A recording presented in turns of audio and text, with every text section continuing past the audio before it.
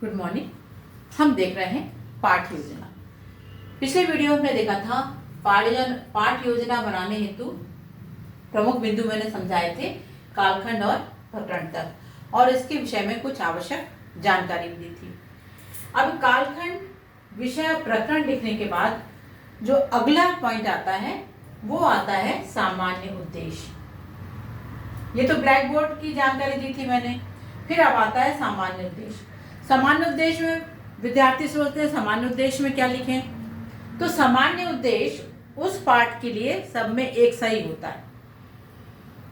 यानी जैसे आप अर्थशास्त्र पढ़ा रहे हैं तो जो सामान्य उद्देश्य अर्थशास्त्र के लिए एक बार जो लिख दिया गया, हर बार हर लेसन प्लान में वही सामान्य उद्देश्य चलेगा, वो नहीं बदलेगा। साइंस के लिए जो सामान्य उद्देश्य लिखा वो भी कॉमन रहेगा, वो हर बार वही सामान्य उद्देश्य चलेगा, नहीं बदलेगा। गणित के लिए भी वही होगा। कहने का तात्पर्य ये कि विषय के आधार पर सामान्य उद्देश्य लिखा जाएगा, वो उस विषय के लिए हमेशा वही रहेगा, उसमें कोई परिवर्तन नहीं होगा। तो अगला बिंदु था सामान्य उद्देश्य। इसके बाद आता है विशिष्ट उद्देश्य। विशिष्ट उद्देश्य में क्या होता है, ये बदल जाता है। विशिष्ट उद्देश्य आपकी जो विषय वस्तु है, जैसे यूनिट 1 की जो विषय वस्तु है उसके लिए विशिष्ट उद्देश्य अलग होगा। यूनिट 2 की जो विषय वस्तु है उसके लिए ये विशिष्ट उद्देश्य अलग होगा। मतलब विषय वस्तु के आधार पर विशिष्ट उद्देश्य बनाए जाते हैं, या विषय वस्तु के आधार पर विशिष्ट उद्देश्य निर्धारित किए जाते हैं, जबकि सामान्य उद्देश्य विषय पर ही आधारित होते हैं, इसलिए इसमें कोई परिवर्तन नहीं होता। तो अगला बिंदु था सामान्य उद्देश्य, फिर था विशिष्ट उद्देश्य। अब इसके बाद आती है आवश्यक सहायक सामग्री। इस जब आप लेसन प्लान बना रहे हैं तो आप सामान्य उद्देश्य लिखेंगे, सामान्य उद्देश्य के बाद लिखेंगे विशिष्ट उद्देश्य, फिर उसके बाद आप लिखेंगे आवश्यक सहायक सामग्री। तो आवश्यक सहायक सामग्री में आपको पता ही है कि उसमें बोर्ड आता है जिसमें हम लिखते हैं, और उसमें चौक आता है, और उसमें डस्टर आता है, क्योंकि डस्टर मिटाने के लिए चाहिए, चौक लिखने के लिए चाहिए। इसी के बाद आवश्यक सहायक सामग्री के बाद ही आता है TLM, यानी सहायक शिक्षण सामग्री। आवश्यक सहायक सामग्री के बाद का जो पॉइंट है वो होता है सहायक शिक्षण सामग्री, जिसे TLM टीचिंग लर्निंग मटेरियल कहते हैं। तो वो जो भी विषय आप पढ़ा रहे हैं उसके लिए जो भी आपने TLM बनाया है वहाँ लिखना है। आपकी चार्ट का प्रयोग कर रहे हैं, मैप का प्रयोग कर रहे हैं, ग्लोब का प्रयोग कर रहे हैं, या फिर आप रियल ऑब्जेक्ट का प्रयोग कर रहे हैं, जिस चीज़ का भी आप प्रयोग कर रहे हैं, मतलब जो कुछ भी आप पढ़ाने के लिए जो आपके शिक्षण कार्य करने में आपको हेल्प करे, मदद करे, जो बच्चों को समझाने में उपयुक्त हो, ऐसी शिक्षण सामग्री यहाँ पर लिखी जाएगी। तो आवश्यक सहायक सामग्री के बाद आएगा सहायक शिक्षण सामग्री, और यहीं पर लिख दिया जाता है विधि। कौन सी विधि का प्रयोग कर रहे हैं आप, प्रदर्शन विधि का है, लेक्चर मेथड है, लेक्चर कम डेमोन्स्ट्रेशन है, और भी निदर्शन विधि है, एक्सपेरिमेंटल मेथड है, प्रयोगात्मक मेथड, जिस विधि का भी आप प्रयोग कर रहे हैं वो यहाँ पर लिखी जाएगी कि आपके द्वारा किस विधि का प्रयोग किया जा रहा है। जैसे लेक्चर मेथड होगा, डेमोन्स्ट्रेशन मेथड होगा, तो वो आप यहाँ पर लिख दें। इसके बाद आवश्यक सहायक सामग्री के बाद आती है प्रस्तावना। ये प्रस्तावना सबसे ज्यादा महत्वपूर्ण होती है।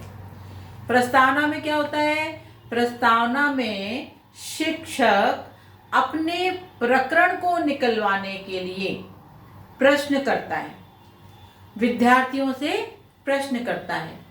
तो प्रस्तावना जो है एक कला है, मतलब विद्यार्थियों से इस प्रस्तावना के अंतर्गत विद्यार्थियों से प्रश्न पूछना एक प्रकार की कला है। ये शिक्षक को पता होना चाहिए कि हम जो विषय वस्तु है, हमारी जो विषय वस्तु है, हम जो पढ़ाने जा रहे हैं उसके बारे में विद्यार्थी पहले से कितना जानते हैं।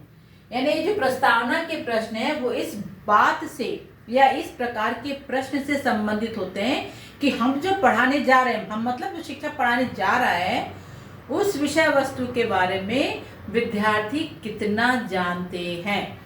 तो वो ये जो प्रश्न उससे रिलेटेड प्रश्न पूछता है, तो ये जो प्रश्न है ना वो उसके पूर्व ज्ञान से संबंधित होता है।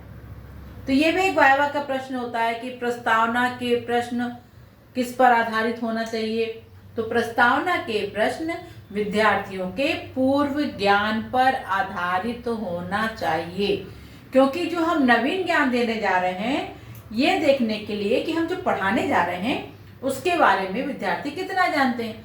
मतलब यदि हम बच्चों को शब्द लिखना सिखाएं लेकिन बच्चों को का खा गागा ही नहीं आता, आम ही नहीं आता, तो जब उनको ये का खा गाघा नहीं आता तो उन्हें हम शब्द कैसे सिखाएंगे। तो शब्द हम तब सिखा पाएंगे लिखना जब उनको इन मात्राओं का ज्ञान हो। तो यहाँ वही कहने का तात्पर्य है कि प्रस्तावना के प्रश्न पूर्व ज्ञान पर आधारित होना चाहिए और दैनिक जीवन से संबंधित होना चाहिए, कि जो हम प्रश्न कर रहे हैं वो दैनिक जीवन से संबंधित हो और विद्यार्थी उस प्रश्न को समझ पाए और उसका उत्तर दे पाए। तो प्रस्तावना बहुत महत्वपूर्ण होती है किसी भी पाठ योजना में। प्रस्तावना के प्रश्न 5 से ज्यादा नहीं होना चाहिए। यदि आप प्रस्तावना के प्रश्न 5 से ज्यादा बनाते हैं तो आधा समय तो आपके प्रस्तावना के प्रश्न में ही चला जाएगा और आप प्रस्तावना के प्रश्न में ही उलझ के रह जाएंगे। तो प्रस्तावना के प्रश्न 5 से ज्यादा नहीं होना चाहिए, प्रस्तावना के प्रश्न कठिन नहीं होना चाहिए, प्रस्तावना के प्रश्न सरल होना चाहिए, प्रस्तावना के प्रश्न विद्यार्थियों के दैनिक जीवन से संबंधित होना चाहिए और इन प्रश्नों के आधार पर ही फिर आप अपना जो प्रकरण है वो उनसे निकलवाना चाहिए। तो प्रस्तावना की विशेष बात मैं आपको बता रही हूँ कि प्रस्तावना के प्रश्न आपके विद्यार्थियों के जो पूर्व ज्ञान से संबंधित है उससे रिलेटेड होना चाहिए।